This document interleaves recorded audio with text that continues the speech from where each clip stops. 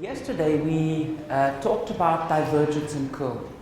So we were really talking about differential vector calculus. Today we're going to start talking about integral vector calculus. And in particular, what I would like to derive is something called Stokes theorem. Okay? Before we do that, there's a result that I'm going to make use of that I would like to just review quickly. And it's really just Taylor expansion, but let's make sure that we're all familiar with the idea.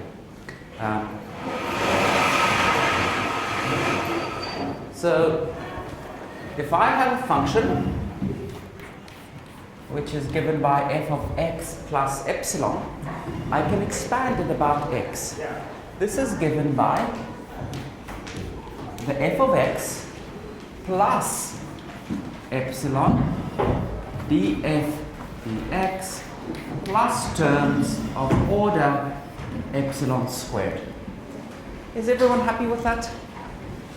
Okay, just a first order Taylor approximation. I'm going to keep doing that in today's class, and I will usually drop that term of order epsilon squared. It will be accurate enough to work to order epsilon. But in fact, I will want the two-variable version of this. So I would like you guys just to write down now on your page what is the expansion of this function to first order in epsilon x and first order in epsilon y. So just write that down on your page.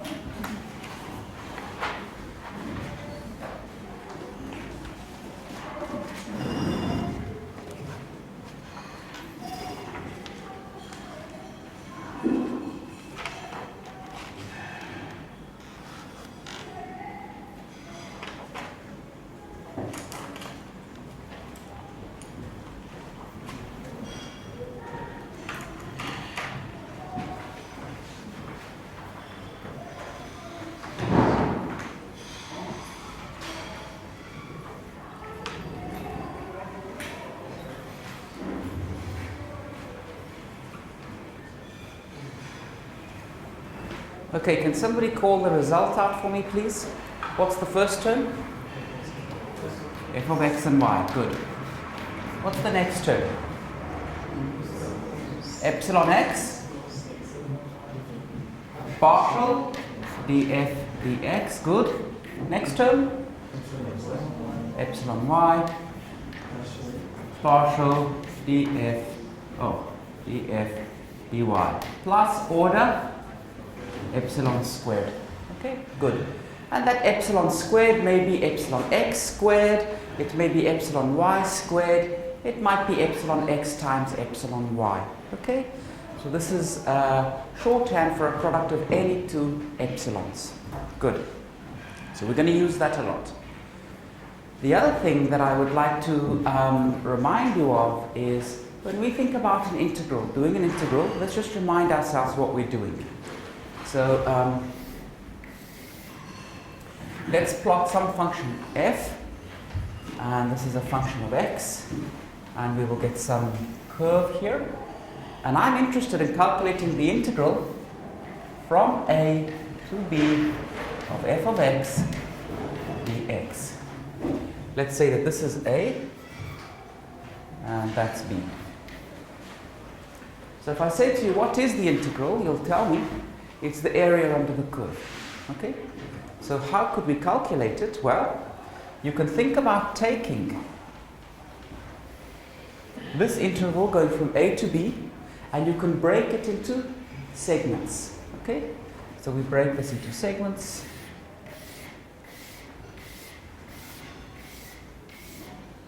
And then what we do for each segment, we calculate the area. Now you can see the top of the segment is not flat. But what we can do is we can say, well, let's take the value at the midpoint of the segment and let's just make a little rectangle. Take the value at the midpoint of the segment, make a rectangle, midpoint of the segment, make a rectangle, and so on. And we calculate the area of each of these rectangles.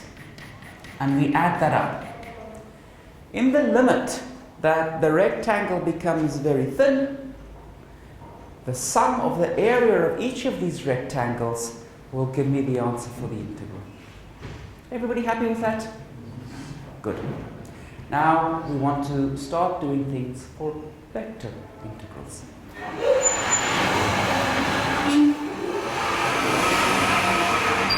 The integral that I want to study is what's called a line integral. So I want to take an integral. I want some vector field V. So this will change at different points in space. It is a function of x, y, and z in general. I want to dot this into the x, and I want to integrate over some path c. So what does this mean? Well, I have some path c.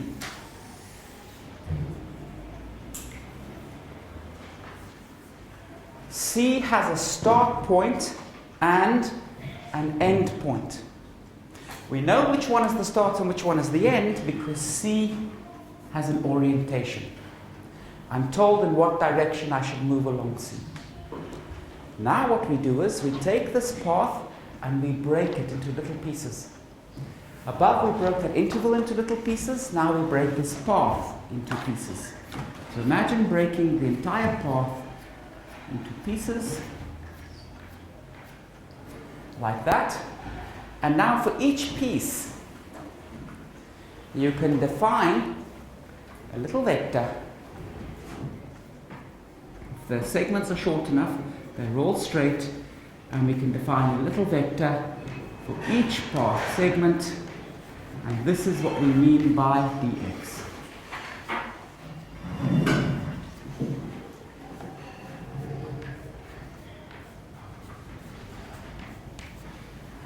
And then at the midpoint of each of these segments, so at the midpoint, we can take the value of V, the vector field. So x, y, and z refer to the midpoint of that path. And then for each of these little segments, what we calculate is the V of x, y, z.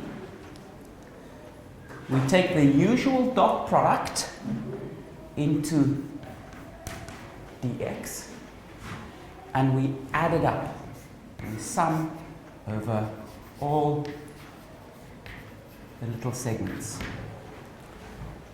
This is what we mean by that integral.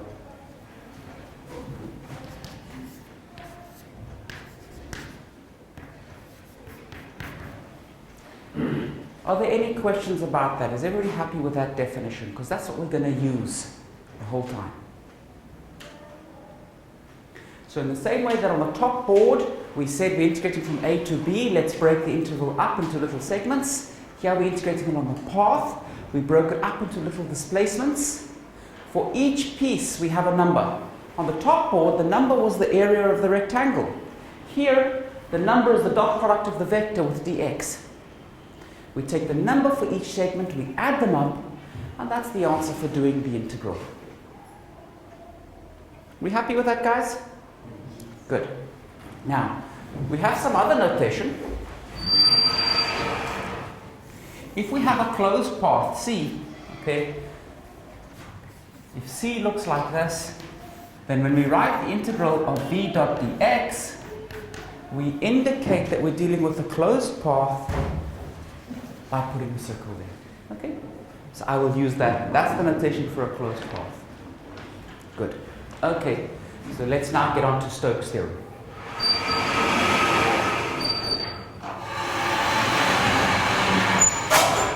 So Stokes' theorem is an integral telling us about this integral, the integral of v dot dx over a closed path. That's what Stokes' theorem is going to tell us about. And the way that we're going to prove it is as follows.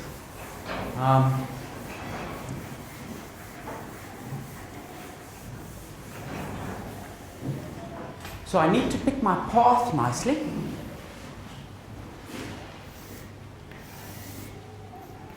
There is x, there is y.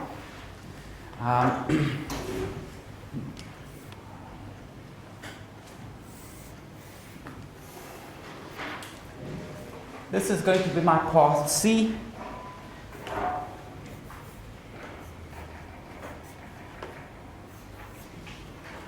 And to make life easy, I'm going to start off by considering a path where this corner is at point xy. This corner is at point x plus dx and y. So this side is extremely short. It has a length of dx. This corner will be x plus dx, y plus dy, and this corner, what's this corner? X and good, y plus dy. Perfect. Now for each of these sides, here's side number 1, here is side 2, side 3, and side 4. The first thing I can say is that each side is so small that I don't have to break it up any further. Okay? That side is so tiny, I can just take this as my little segment. So when I want to calculate the integral along C of v dot dx, this will be a sum over the 4 sides of v dot dx.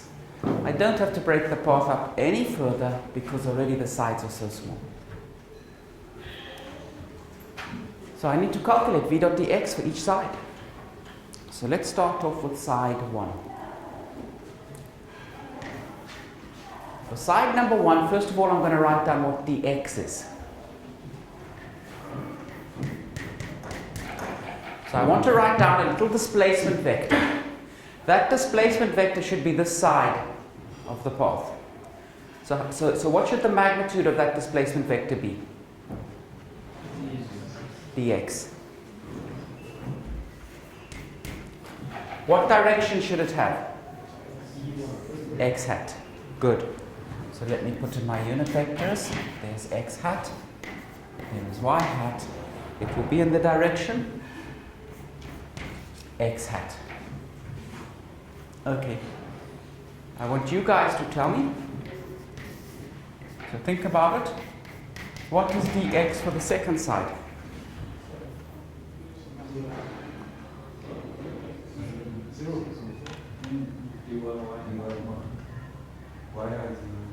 So we've got 2 possible answers. So one answer was 0. Is so I want the vector stretching from here to here. Is that the 0 vector? No. The vector stretching from here to here is what? dy. That's the magnitude of it, right? Because that's the length of the side of the box times by y hat. So dy, y hat. Anyone who's not sure about that? The guys who said 0, are you happy?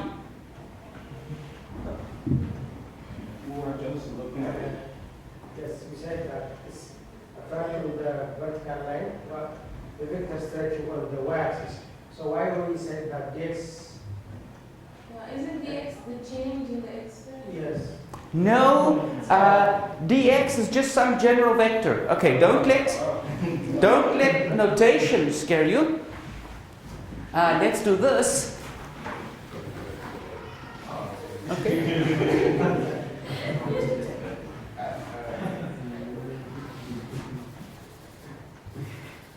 Does that make you feel happier? Yes. Good. Let me not stand in the way of your happiness. Good.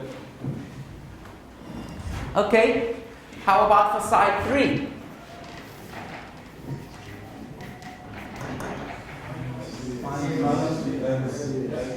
dx is the magnitude. What's the direction? Minus x hat. Good. And for the fourth side,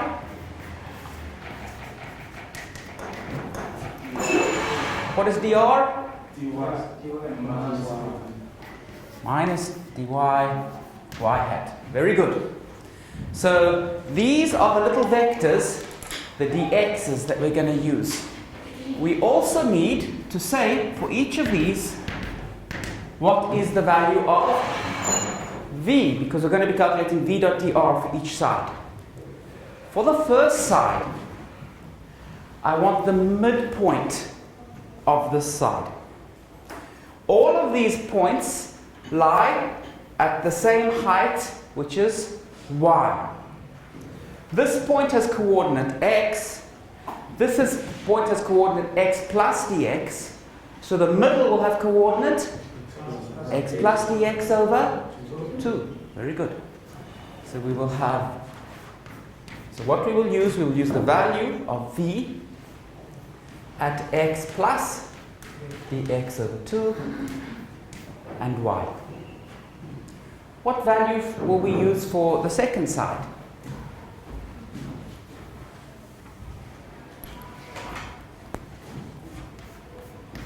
V of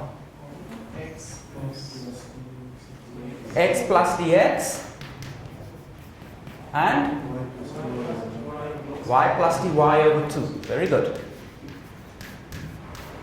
What value will we use for the third side?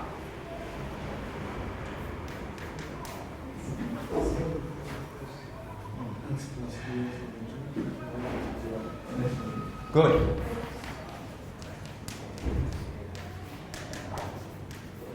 So indeed, nearly the same as the first side, except the y value is shifted. What about for the fourth side? V of x and y plus dy over 2. Good.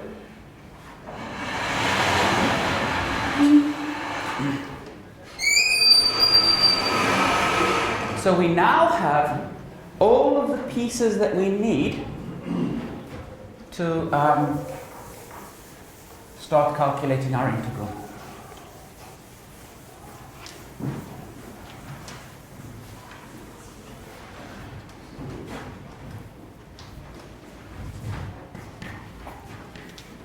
Now let's start off with the contribution from side 1.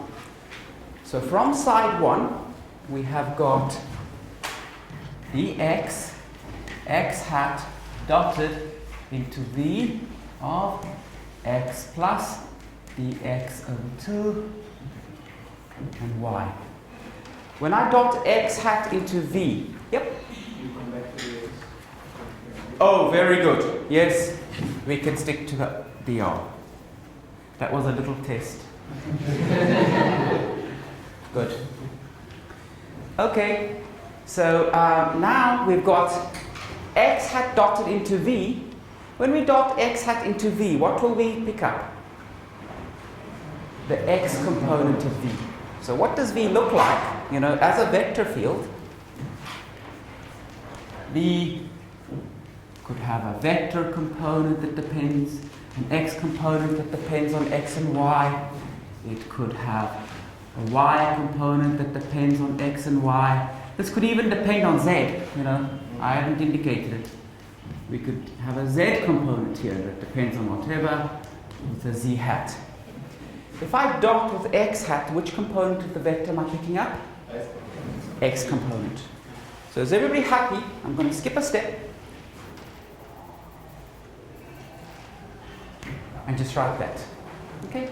That's what I get from taking v dot dx. Okay, can someone tell me? What do I get from taking v dot dr for the second side? dy? vy? Then at that point, good.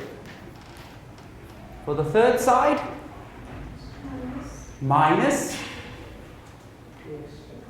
dx, dx,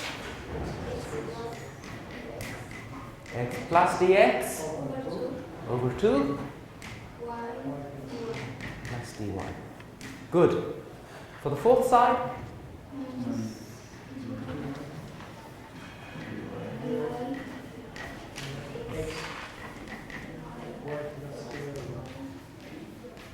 Good.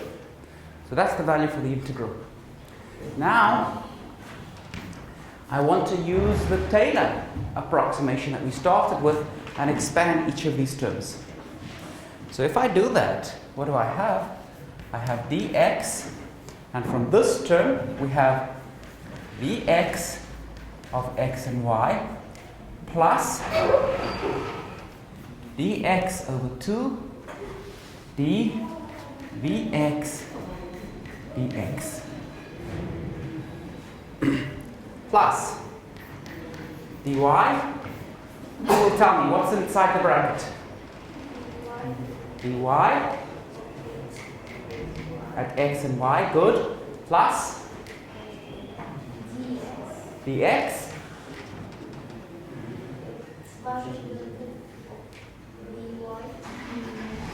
with respect to, good, plus dy over 2 d dy dy. Good. Everyone getting the idea? Minus dx at x and y plus dx over 2 dvx dx plus dy dvx dy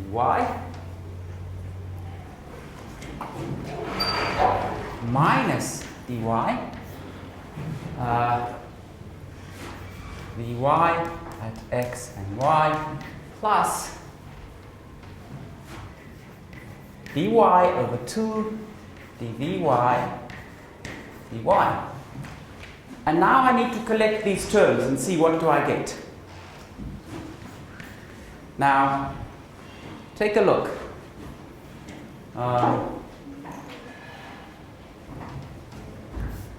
This term is vx dx. This term is vx dx but with a minus. So this term adds up with that term to give 0. dy vy with a plus, dy vy with a minus. So that term adds with that term to give 0. Dx squared over 2 dvx dx, dx squared over 2 dvx dx but with a minus. So this term cancels against that term. Then dy squared over 2 dvy dy with a minus, dy squared over 2 dvy dy with a plus. So this term will cancel against that term. So now we're getting a very nice result. There's only 2 terms left, so that's nice and simple, and they don't cancel. The one is a dvy dx, the other one is a dvx dy. This one is multiplied by dx dy, and this one is multiplied by dx dy. So I can take out the x dy,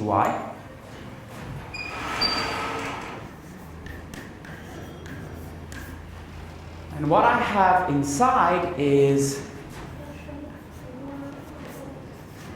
dx, good, minus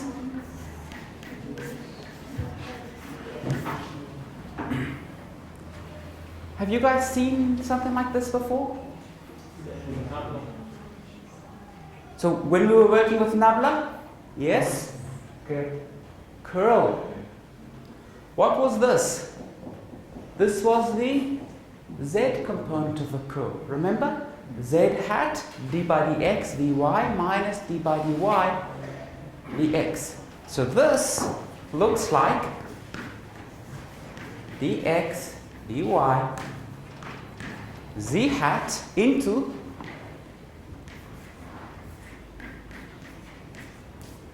the curl of V, because z hat dotted into the curl of V is just the z component of the curl, but this is the z component of the curl. Are we happy with that, guys? Anyone who's not sure that would like me to say a few more words?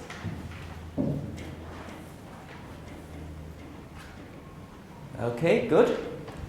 So now we've got something with the curl of V, which is nice. But now look, what's sitting here? Let's try to interpret this. What is dx times dy? The area of that little square.